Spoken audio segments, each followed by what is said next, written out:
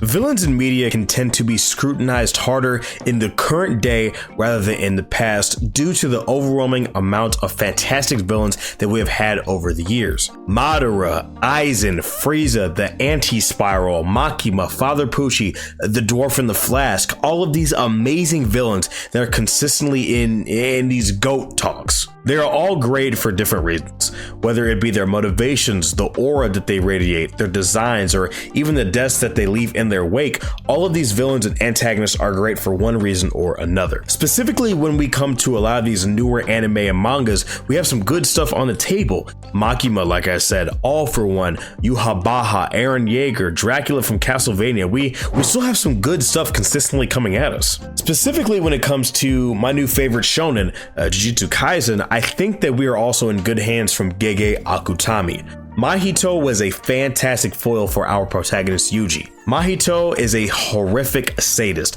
and enjoyed torturing and maiming humans more so than the other disaster curses.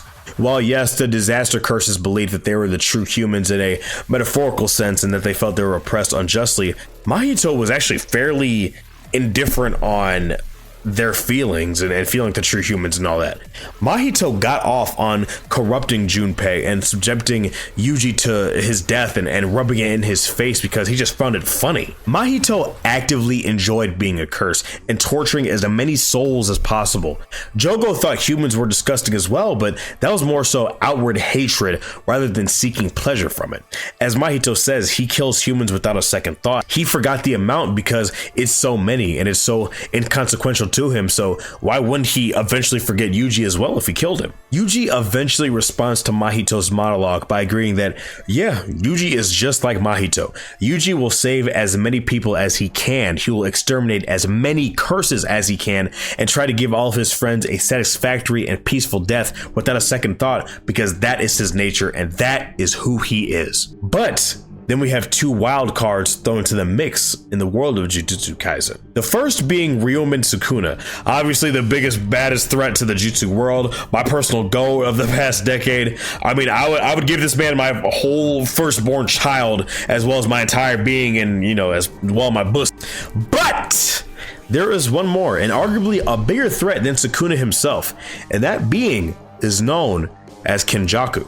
To directly draw a comparison, let's look at Sukuna's mindset. Sukuna loves battle. Sukuna finds enjoyment in any opponent that can give him a proper challenge. Sukuna wants to be pushed to his limits. Sukuna finds pleasure in finding new ways to defeat his opponents. He had a large grin on his face during his fight with Mahoraga, especially when he landed the killing blow that blew Mahoraga up to smithereens, you know what I mean? After using Mahoraga to find a way to go past Gojo's infinity, he thanked Gojo genuinely and acknowledged his strength as one of the strongest sorcerers in Jujutsu history. Sukuna, besides obtaining the 10 Shadows technique, doesn't have any grand plans or schemes. He lives within the moment and only thirsts for power and causing misery to those that he finds entertaining, such as Yuji. So when we talk about Kenjaku is actually quite the opposite. We were first introduced to Kenjaku after the events of Jujutsu Kaisen Volume 0, but many people were under the assumption it was just Suguru Geto and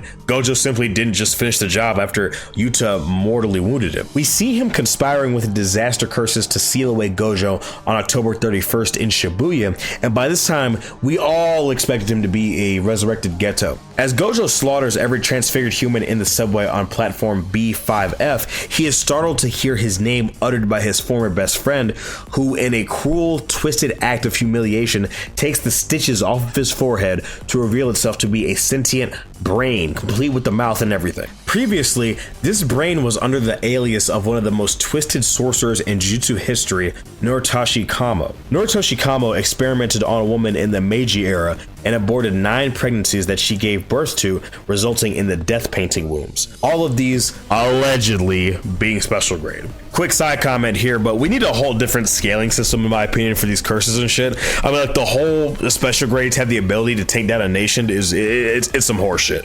Like Yuki definitely didn't feel like a special grade to me. Like, I mean, like Mass is cool and turning herself into a black hole is definitely feasible, but like it didn't do anything. You know what I mean? Like, Yugi was definitely underplayed. Now, granted, that was more so bad writing, but it's the stars and stripes situation all over again. Getting back to the topic at hand, Kenjaku's plan in Shibuya actually went off without a single hit. Gojo was sealed, Mahito's transconfiguration was absorbed, and the killing games were initiated. Like, bro, my man was straight chilling throughout this entire thing.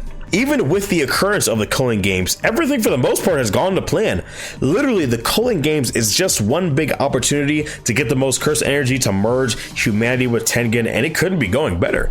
I mean, shit, the two biggest threats to Kenjaku's plan duked it out in a one-on-one duel, and the one that actually had the biggest chance of fucking around with his plans got hit with the dissection special. Like, this man is literally taking W after W after W. Like, he's over here suffering from success. I think one of the biggest things about Kenjaku is his nonchalant attitude towards what he is doing. He talks about how, with his end goal of merging humanity with Tengen, he thinks it would be humorous if the culmination would look like a funny face or some eldritch horror. He just wants to see what will happen after that. This morbid curiosity is held up by a morbid sense of humor to go along with it. Kenjaku is having fun with all the destruction and mayhem he's causing. He loves to monologue, he loves to hear his own voice, and he loves to attempt to have his victims understand what he is doing before he kills them, or he just simply degrades them before leaving, as he knows they couldn't do anything to it. For example, Noritoshi Kamo, the current one, not the old one, ran across him before the killing games fully started, and Noritoshi actually feared for his life. Kenjaku goes on to tell Noritoshi that he's actually so boring and uninteresting that his life isn't going to accomplish anything regarding his plan, so he has no reason to kill him. Against his fight with Chozo, Kenjaku monologues on and on about his plan for the culling game, and we get this glimpse of the cursed abomination. I know it's not technically what this thing is called, but I love the look of it, and that's why I prefer to call it, so hey, sue me, I don't know. Kenjaku mocks Chozo the entire time, talking about how he is their father, and that he understands how his technique works since he gave it to him, so Chozo is honestly wasting his time.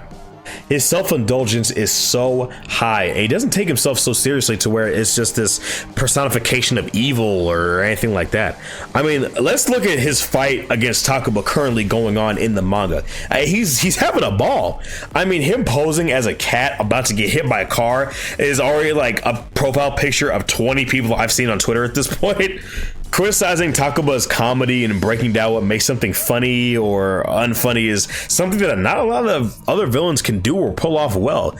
Listen, I gotta give Kenjaku top 10 villains just for this face he hits Takuma with alone. I mean, bro, what is this? Kenjaku having access to his previous and current hosts make him extremely dangerous as well, considering that Geto himself had tons of great ones at his disposal, and Kenjaku has regularly busted out special grades that are immense issues for our heroes as well. I mean, according to this newest chapter, none of them could, beat Truck-kun, so I guess they ain't all that.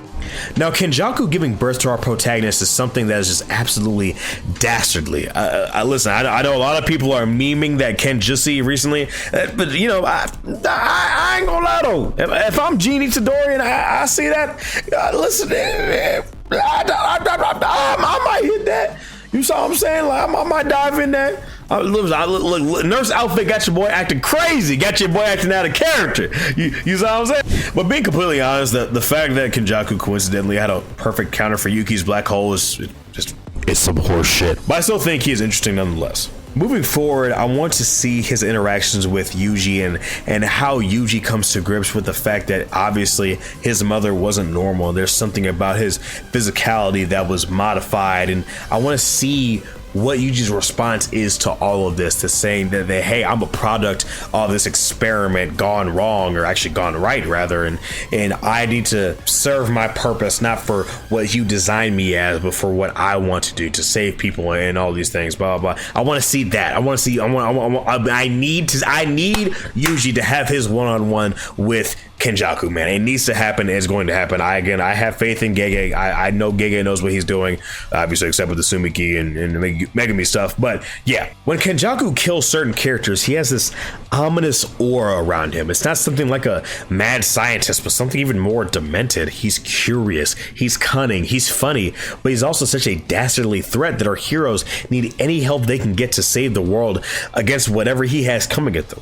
I truly wish I could see Gojo have more interactions with Kenjaku, as I feel that Gojo rejecting Kenjaku's ideas and directly comparing them with Geto's would be slightly interesting, but coulda, woulda, shoulda, you know. Obviously, I think Kenjaku is an amazing twist villain, and I think that he is doing a phenomenal job as our main villain and our main threat for the world of Jujutsu Kaisen. Hopefully, we see a lot more things coming towards our heroes concerning anything that he has for them. I would love to see his domain expansion's actual effect. I love the design of his domain expansion. You know, we couldn't really see it with the Yuki fight because that fight disappointed on all levels. I will never stop slandering this fight. Don't ask me not to. But yeah, it's me, your boy Daffy, guys. Just thank you guys so much for joining me on this video. Make sure you leave a like and subscribe. And yeah, just let me know what you guys think of Kenjaku. Do you love him as a villain? Do you hate him? Do you think he's funny? Do you think he's not funny? Yeah, just let me know. Anyway, guys, thank you all so much for the support recently, and I will see you in the next video. Y'all make sure you take care of yourselves and have a good one. Peace.